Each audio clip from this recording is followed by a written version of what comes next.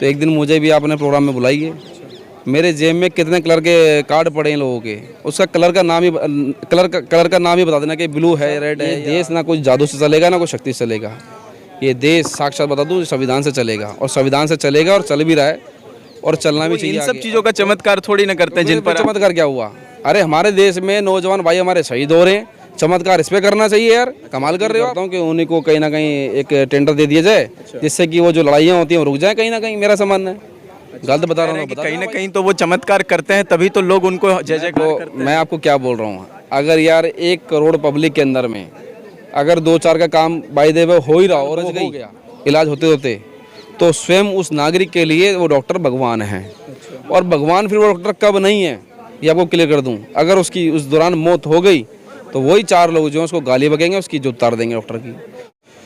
नमस्कार, मैं अंकित शर्मा, आप देख रहे हैं प्रचंड न्यूज़। देखिए, इस वक्त मैं मौजूद हूं दिल्ली जंतर मंतर पे। हमारे साथ मनीष कनौजिया जी हैं। इनसे हम वर्तमान राजनीति और वर्तमान जो भी चर्चाएं जो चल रही हैं देश में, उनके ऊपर हम बात करेंगे।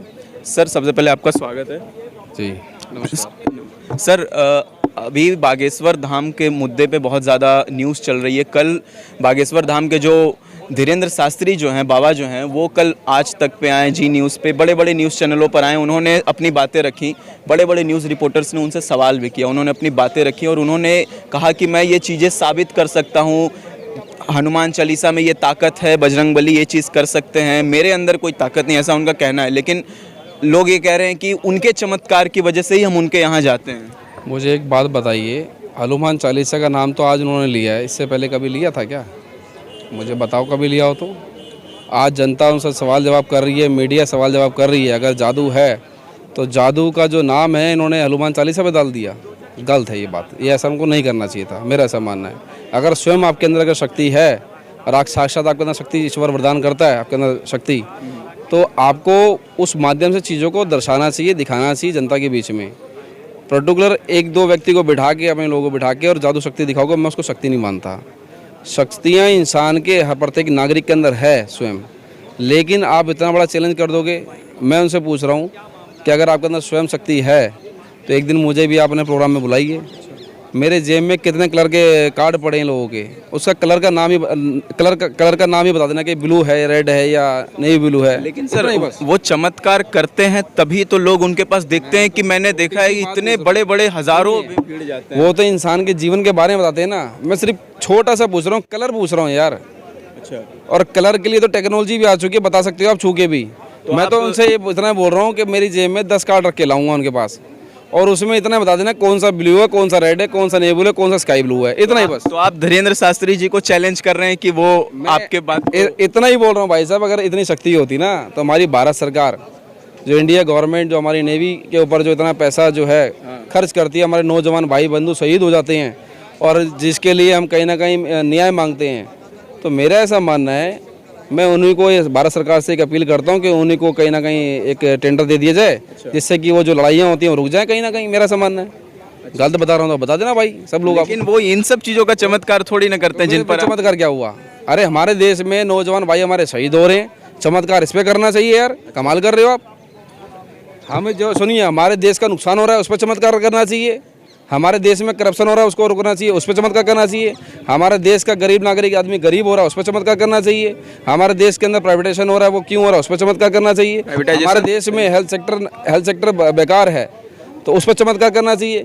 अगर एक पेशेंट को आप ठीक कर देते हो तो मैं तो भारत सरकार से अपील कर रहा हूँ भाई, एम्स आने की जरूरत ही नहीं है। अच्छा। और हमारे पॉलिटिकल मेंबर ऑफ पार्लियामेंट को, मिनिस्टर को चिट्ठी जो है कंसर्न टू भाई धीरेंद्र शास्त्री जी के नाम रेफर कर देना चाहिए पेशेंट को लिख के, ठीक है ना? क्या पता उसकी बीमारी ठीक हो जाए। अच्छा, ये लोग कह रहे हैं कि धीरेंद्र शास्त्री को ही एक आप टारगेट करते हैं, वो चमत्कार की बात करते हैं। कई ऐसे नहीं, सुन लीजिए, कई ऐसे क्रिश्चियन बाबा भी होते हैं जो कैंसर को ठीक कर देते हैं, जो मुर्दों को भी जिंदा कर देते हैं। मैं आपको बता दूं क्या है, जब कभी हॉस्पिटल में आप गए हो, डॉक्टर भगवान तो नहीं है ना, ना कोई ईश्वर है।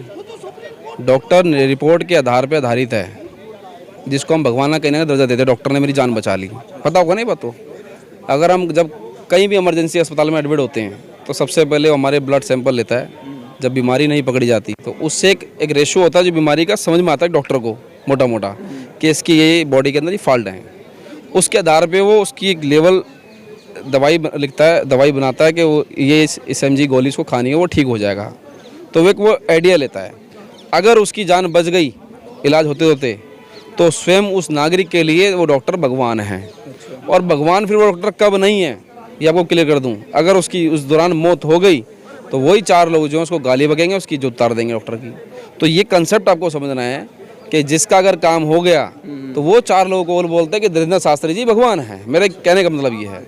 और जिनका काम नहीं हुआ तो देश की जनता तो पूछ ही रही है। मतलब आप कह रहे हैं कि कहीं ना कहीं तो वो चमत्कार करते हैं, तभी तो लोग उनको जय जयकार करते हैं। मैं आपको क्या बोल रहा हूँ, अगर यार 1 करोड़ पब्लिक के अंदर में अगर 2-4 का काम बाय द वे हो ही रहा हो और वो हो गया।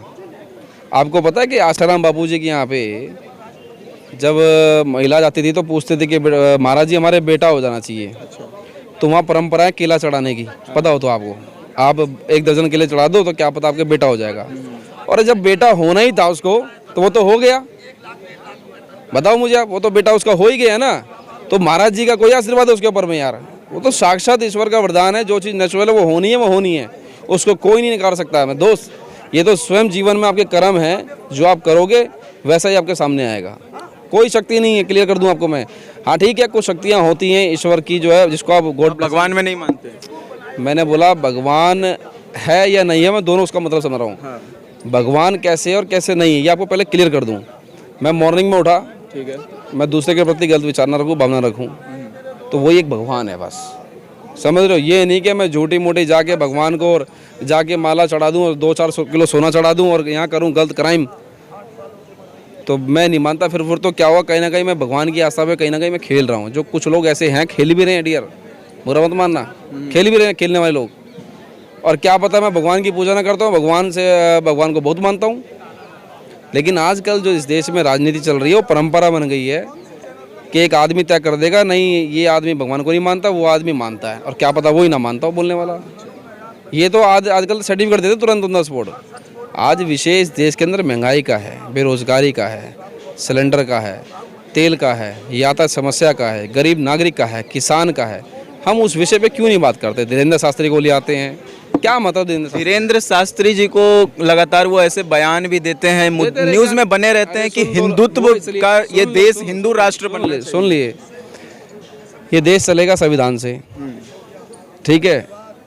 हिंदू राष्ट्र के आज नहीं है, कैसे बनाओगे हिंदू राष्ट्र, मुझे समझाओ। और हिंदू राष्ट्र बना के फिर आप क्या करोगे? इसके लिए आप धीरेन्द्र शास्त्री जी का प्रोग्राम देखिए। मैं बोलता रहा हूँ, अगर भाई साहब उनके माध्यम से अगर देश चलेगा ना, तो मुझे तो लग रहा है वो डमरू बजाएंगे, लोग नाचेंगे, यही होगा जो उनके बयान से जो मुझे आप बता रहे हो। भाई साहब ये देश ना कुछ जादू से चलेगा ना कुछ शक्ति से चलेगा। ये देश साक्षात बता दूँ संविधान से चलेगा, और संविधान से चलेगा और चल भी रहा है और चलना भी चाहिए आगे।